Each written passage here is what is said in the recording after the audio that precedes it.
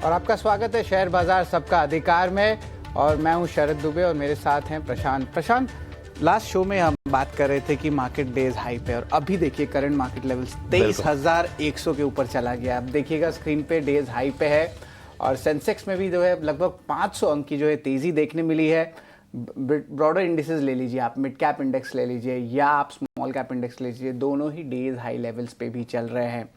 तो of course देखने मिल रहा है कि ओवरऑल जो है गेन अच्छी देखने मिल रही है। मेटल स्पेस देख लीजिए, आईटी स्पेस देख लीजिए, यहाँ पे भी अच्छी मोमेंटम आ रही है। लेकिन अब हम शो की तरफ चलते हैं, और इस शो का जो अगर मैं पूरा लेखा जोखा बता दूं तो क्यूआर कोड के ज़रिए जो आपके स्क्रीन पे आ रहा होगा, उसके ज़रिए आप जो है अपने रिक्वेस्ट कर सकते हैं कौन से स्टॉक्स पे क्या राय हम अपने गेस्ट से लेंगे। और जब आप बताएंगे तो इस मैसेज में ज़रूर स्टॉक का नाम, स्टॉक का क्वांटिटी, स्टॉक में क्या बाइंग प्राइस थी और लॉन्ग टर्म या शॉर्ट टर्म इन्वेस्टमेंट हॉरिजन क्या है, वो सारे डिटेल्स आप ज़रूर दीजिएगा।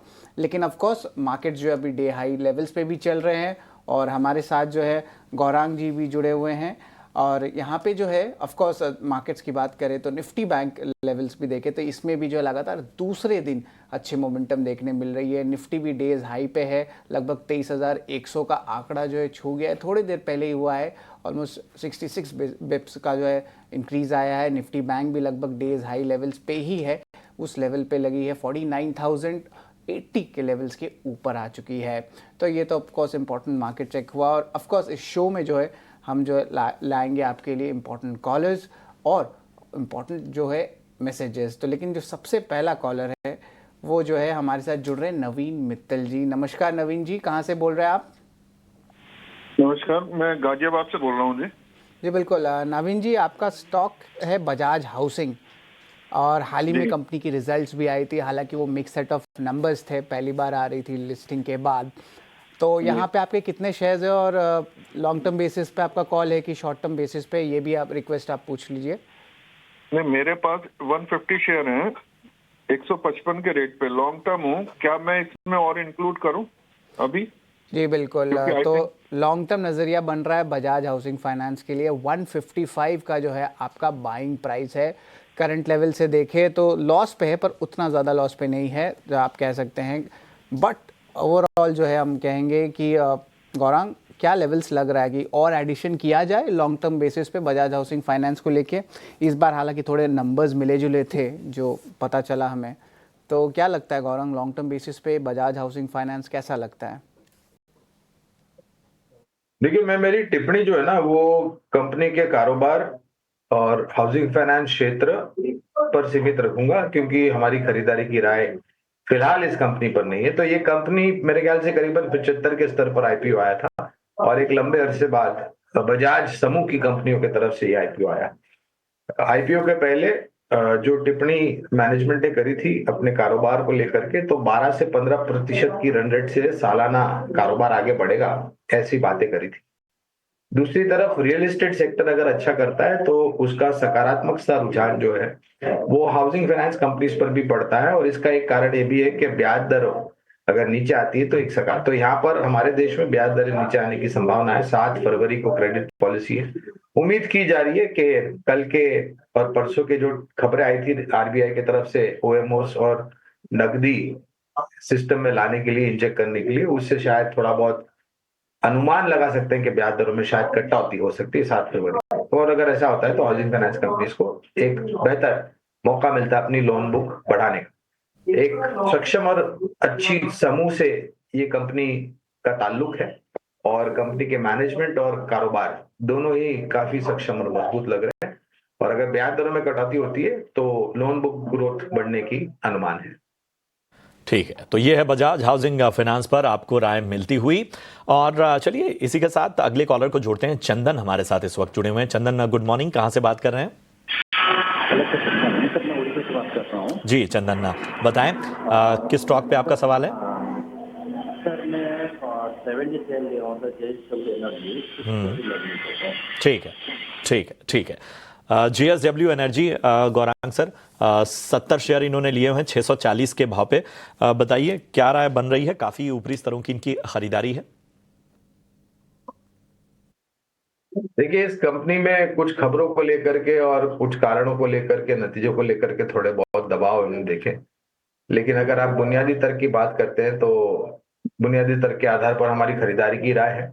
जिस स्तर पर इन्होंने निवेश किया था उस स्तर से नीचे आया है। इस स्तर पर अगर आपके पास निवेश लायक पूंजी है तो अनिवार्य होगा होना, और हम ये राय देंगे कि आप इस स्तर पर जोड़े, पूरी मात्रा में नहीं, लेकिन जो भी संख्या आपके पास शेयरों की है, आधी संख्या इस स्तर पर आप जोड़ सकते हैं अगर आपके पास लंबी अवधि के लिए उस प्रकार की निवेश लायक पूंजी है तो। और ऊर्जा क्षेत्र में लग रहा है कि बजट में काफी कुछ प्राविधान होंगे जो इस क्षेत्र को उत्साहित करेगा, और उस उत्साह के साथ साथ हमें लग रहा है कि आने वाले तिमाही के जो नतीजे होंगे वो काफी सकारात्मक आएंगे। ठीक है, तो आपको बने रहने की यहाँ पर सलाह, और बजट में भी जो पावर और तमाम पावर से जुड़ी कंपनियां उनमें बेहतर कुछ ऐलान हो सकते हैं। फोकस करते हैं JSW एनर्जी पे। तीसरी तिमाही में कंपनी के मुनाफे में 32% की गिरावट रही, साथ ही आय में भी 6% की कमी दिखी। एबिडा और एबिडा मार्जिन में भी दबाव रहा। इस बार के नतीजे और ग्रोथ आउटलुक पर चर्चा के लिए हमारे साथ हैं कंपनी के जॉइंट MD और CEO शरद महेंद्र जी। नमस्कार शरद जी, आपका स्वागत है ET नाउ स्वदेश में। और सर, सबसे पहले सवाल जो रहने वाला है वो रहने वाला आपके पैट के ऊपर। यहाँ पे थोड़ी कंप्रेशन देखने मिली है, और इसका कारण जो ऑफ कोर्स थोड़ी वीक मर्चेंट प्राइसिंग को लेके हुई है, और स्ट्रीट का भी कंसर्न रहा है, खासकर की स्प्रेड्स को लेके वो थोड़ी कम आई हैं। तो ज़रा बताएंगे कि चौथे तिमाही में जो है ओवरऑल ये स्प्रेड्स इंप्रूव कर सकते हैं या आगे जाते हुए क्या आउटलुक रहेगा, इस पे ज़रा आप बताएं। देखिए, स्प्रेड Q3 में हमने देखा कि कम हुए हैं बिकॉज थोड़ा डिमांड ग्रोथ भी स्लो था। 2.6% का था लास्ट ईयर से, बट लास्ट ईयर में डिमांड ग्रोथ 9.9% का था, तो हाई बेस पे 2.6% का ग्रोथ हुआ है, जो कि एब्सोल्यूट टर्म्स में उतना लो नहीं है अगर हम एनर्जी टर्म में इसको कन्वर्ट करें। बट यस, थोड़ा सा स्लो डाउन हुआ था, प्लस एक्सटेंडेड मॉनसून्स की वजह से भी, और अवेलेबिलिटी ऑल्सो वॉज हायर, जिसकी वजह से हमने देखा कि मर्चेंट टैरिफ जो लास्ट ईयर हमने 5 रुपए 1 पैसे का एवरेज टैरिफ देखा था Q3 में, वो इस बार 3 रुपीज 70 पैसे का था। तो करीब 1 रुपए 30 पैसे का लोअर टैरिफ था, जिसकी वजह से रेवेन्यू और मार्जिन्स पे प्रेशर आया था। बट ये हमारी एक छोटी कैपेसिटी है, करीब 13% की जो ओपन कैपेसिटी है। बट अगर हम 3 रुपए 70 पैसे का जो टैरिफ देखा गया है, अगर हम उससे अपने टैरिफ को कंपेयर करें, क्योंकि हम एक्सचेंज में कम करके बल्कि बायलैटरल किस डिस्कॉम का किस स्टेट का नीड है हम टाई अप करते हैं, तो हमारा जो टैरिफ मर्चेंट का था फिर भी was significantly higher than the average tariff of 3 rupees 71 paisa. बिल्कुल, तो ये है राय तमाम पहलुओं पर। इसके साथ ही हमने देखा सर कि जो रेवेन्यू है उसमें एक मिक्स्ड जो है वो चीज़ें नज़र आई हैं, और क्या हम इसमें किसी तरह की ग्रोथ इंक्रीमेंटल तौर पर देख सकते हैं, और क्षमता बढ़ाने से क्या कुछ असर पड़ने वाला है? देखिए, विंड की कैपेसिटी में थोड़ा डिले जरूर हुआ है, बट हमने जैसा गाइडेंस दिया था कि हम 10 गीगावाट कैपेसिटी मार्च तक पहुंचेंगे। टोटल कैपेसिटी हमने Q3 के एंड पे हमारी टोटल कैपेसिटी 8.12 गीगावाट है। और आज जब हम बात कर रहे हैं तो जो हमने जनवरी में कमीशनिंग करी है, सिंक्रोनाइज किया है यूनिट का, थर्मल का भी और विंड का भी, तो ऑलरेडी हम करीब 8.8 गीगावाट पे ऑलरेडी पहुंच गए हैं। अगर हम आज की बात करें तो 10 गीगावाट डेफिनेटली होगा। विंड में हम सब जानते हैं कि चैलेंजेस रहते हैं एग्जीक्यूशन के, और अगर कंट्री का भी देखें, जो कंट्री ने कैपेसिटी ऐड करी है Q3 में, उसका 40% कैपेसिटी वो JSW एनर्जी ने विंड की कैपेसिटी कमीशन किया है। पूरे हिंदुस्तान में, पूरी देश में जितना विंड कैपेसिटी एडिशन Q3 में हुआ है, तो हम लोग कॉन्फिडेंट है, और हमारी बाकी कैपेसिटीज बहुत एडवांस स्टेज में है कमीशनिंग के।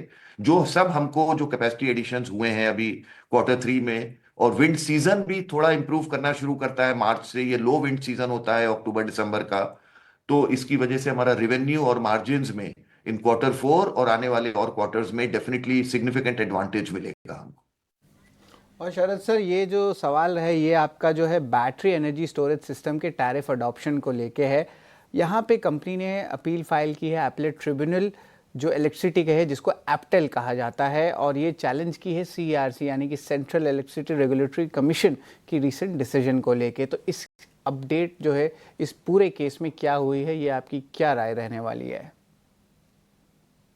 हाँ देखिए, इसमें अगर हम ये रिकॉल करेंगे, जो 2.5 साल पहले ये पहली बैटरी एनर्जी स्टोरेज की बिडिंग हुई थी 1 गीगावाट आवर की, इसमें 8 कंपनीज ने पार्टिसिपेट किया था, जिसमें इंडिया का, देश का बड़ा पीएसयू ने भी पार्टिसिपेट किया था। और हमारी एबिलिटी प्रोजेक्ट को लो कॉस्ट में एग्जीक्यूट करने की वजह से हमने एक कैलकुलेटेड एग्रेसिव कॉल लिया था, और जिस टैरिफ पे हम L1 होके हमने ये बिड जीता था, जो कि 30 से 40% लोअर था कुछ और बिडर्स के कंपैरिजन में। और उस समय पे इंडस्ट्री ने, मिनिस्ट्री ऑफ पावर ने, सबने बहुत अप्रिशिएट किया था, बिकॉज देश को इसकी जरूरत है, इतनी सोलर कैपेसिटी ऐड हो।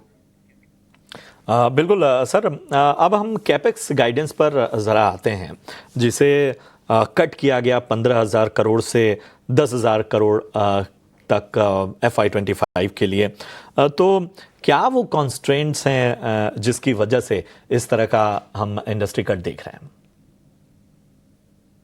नहीं, किसी तरह का इंडस्ट्री में कोई कंस्ट्रेंट नहीं है, और हमारी भी अगर आप बैलेंस शीट देखें बहुत स्ट्रांग है। आज भी Q3 के एंड पे क्लोज टू 5,000 करोड़ का हमारे पास फ्री कैश अवेलेबल है, तो हमें किसी तरह का कोई कंस्ट्रेंट नहीं है। आप ये देखें, हमने जब अनाउंस किया था 15,000 करोड़ का कैपेक्स और मार्च तक 10 गीगावाट की कमिश्निंग, तो 10 गीगावाट की कमिश्निंग इज ऑन ट्रैक और हम वो कर रहे हैं। और ये जो कैपेक्स एडिशनल जो 5,000 करोड़ का, जो कि फॉर ग्रोथ प्रोजेक्ट्स, जो नए प्रोजेक्ट्स हम नए कैपेसिटी एडिशंस करेंगे, ये एक बेटर और मोर एफिशिएंट प्लानिंग कि हमारा प्रोजेक्ट टाइम पे कंप्लीट हो, हम फंड्स अपने डिप्लॉय करें राइट टाइम पे, एक बेटर प्लानिंग के तहत हमने इसको पोस्टपोन किया है। मे बी ये deployment may be next quarter में होगा, जिसकी वजह से हमारी प्रोजेक्ट कॉस्ट ऑप्टिमाइज होगी, जो इंटरेस्ट ड्यूरिंग कंस्ट्रक्शन जिसको हम आईडीसी बोलते हैं वो भी रिड्यूस होगा। तो it is more better planning and efficient planning, और हम अपने ग्रोथ पाथ पे we are full on track, और किसी भी तरह का कोई कंस्ट्रेंट नहीं है in terms of fund deployment और कैपेक्स डिप्लॉयमेंट। बिल्कुल शरद महेंद्र जी, बहुत बहुत शुक्रिया आपका कारोबार के हर पहलू पर बातचीत करने के लिए, अपना कीमती समय देने के लिए। आपको, आपके कारोबार के लिए हमारी तरफ से ढेर सारी शुभकामनाएं। आगे भी इस तरह की चर्चाओं में हम आपको शामिल करते रहेंगे। आईटीसी होटल के लिस्टिंग के मौके पर कंपनी के CMD संजीव पुरी से खास बातचीत की हमारे सहयोगी अंकुर मिश्रा ने। शेयर धारकों ने आज लिस्टिंग तो देख ली, आगे जाकर आपको क्या लगता है, खासकर ESG कंप्लायंस में यहाँ पर क्या काम करने वाला है आईटीसी होटल्स? देखिए, जहाँ तक ESG का सवाल है, आईटीसी एक ग्लोबल एग्जाम्पलर है और आईटीसी होटल्स भी एक ग्लोबल एग्जाम्पलर है। दुनिया के सबसे पहले 12 होटल जो नेट जीरो कार्बन सर्टिफाइड हैं, वो सारे आईटीसी के हैं। दुनिया के सबसे पहले 5 होटल तो नेट जीरो वाटर हैं, वो आईटीसी की होटल्स हैं। आईटीसी होटल्स में जो कार्बन एमिशंस हैं वो पेरिस एग्रीमेंट के 230 के लक्ष्य से कम है, राइट। सो वैसे ही ये ग्लोबल एग्जाम्पलर है, और आईटीसी की हमेशा ये फिलॉसफी रही है that we win when stakeholders win. So it's about society, employees, customers. So जब सोसाइटी के बारे में बात करते हैं तो environment becomes very important, and we practice the highest standards of ESG. चलिए, इसी के साथ शेयर बाजार सबका अधिकार में आज के लिए इतना ही। दीजिए इजाजत, लेकिन